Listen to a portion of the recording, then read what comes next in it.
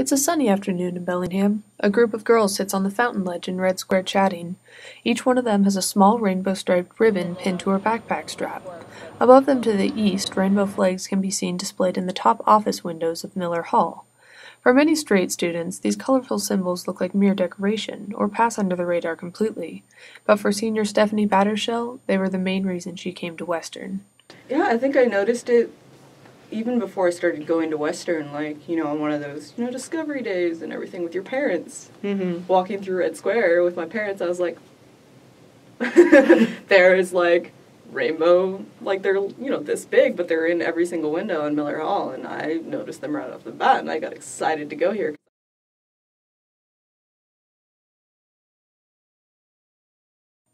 The rainbow has been used as a symbol of peace, hope, and diversity throughout many cultures for thousands of years. It first appeared in the Bible when Noah received a sign of hope from God in the form of a rainbow. Centuries later, in the early 1920s, the rainbow became the emblem for the international cooperative movement. It wasn't until 1978 that San Francisco artist Gilbert Baker popularized the rainbow flag as a symbol of pride for the LGBT community. After the death of Harvey Milk, San Francisco's openly gay city supervisor, in November of 1978, demand for the rainbow flag increased dramatically. Today, many queer individuals say that they see the rainbow as a visual indicator of safe spaces, where they won't be judged for their sexual orientation or alternative lifestyle choices. Rumors Cabaret in downtown Bellingham is one of these safe havens. We, as the queer community, a lot of times, go to Rumors just because it's very, very outspoken about how queer-friendly it is. I think one of the main things is the fact that they're not afraid to have posters on the wall that are queer-oriented. They have all the type of flags. They have the rainbow flag, they have bear pride, bi pride, leather pride, which are all things that you see at like, the Pride Parade, not so often everywhere else. But the fact that they have those makes people feel really comfortable because they're saying, like, yeah, you're able to come here. And I think the visuals are really what make us feel comfortable. Back on campus, posters advertising LGBT events often use the rainbow or color scheme in an effort to attract queer students. Casey Hall, director of the Associated Students Research and Outreach Programs, talks about why this can be so effective. Anyone who is really in tune to the LGBT community will see a rainbow and be like, that must be queer, there must be some relation. Like when I was in Vancouver the other day, there was like a rainbow flag on like the place that I went to eat. And I'm like, oh, this is either owned by somebody who's LGBTQ or it is somebody who's just supportive. In order to target a group such as the queer community with, and because it's such an invisible minority, we do need that commonality. We need that symbol to recognize and understand that that's going to be a safe place for us. In 2008, Absolute Vodka took the rainbow's comfort appeal to the commercial level by releasing a limited edition Absolute Colors bottle. While the company undoubtedly caught the attention of more queer customers, Western senior Anna Bonish hasn't been quite so quick to jump on the fan boat. I don't know necessarily that the queer community is even asking for our movement to go in the direction of wanting people to advertise to us, make us better consumers.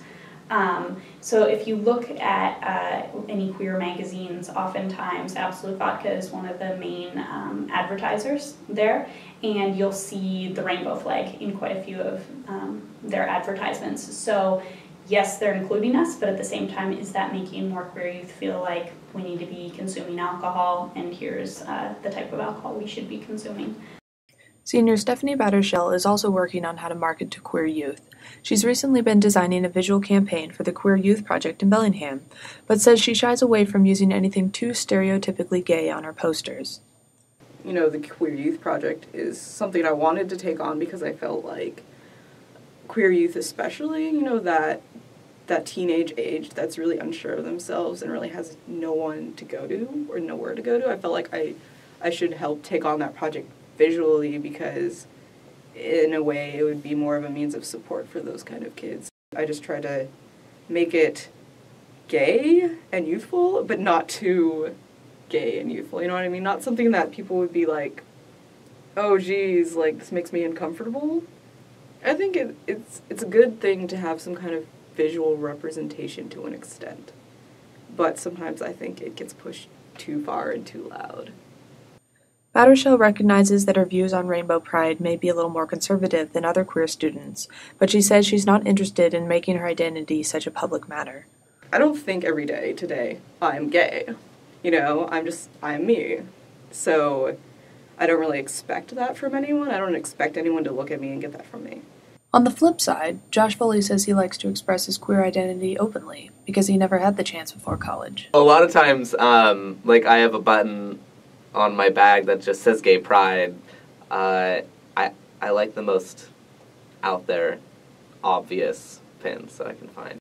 Casey Hayes says he prefers to save the rainbow for specific pride events.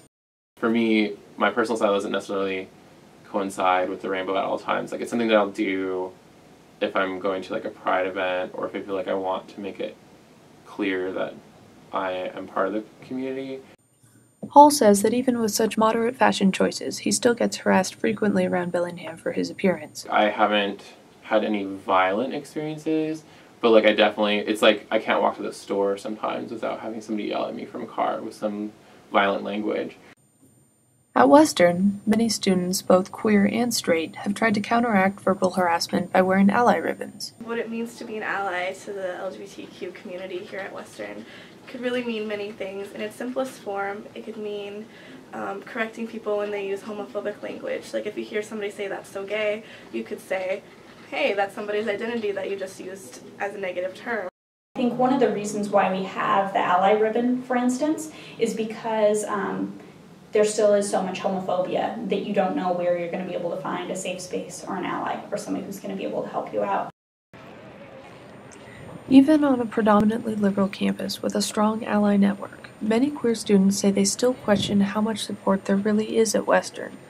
Whether or not it shows up in their personal style, the general consensus is that every visible instance of the rainbow plays a huge role in helping queer students feel more comfortable on this campus.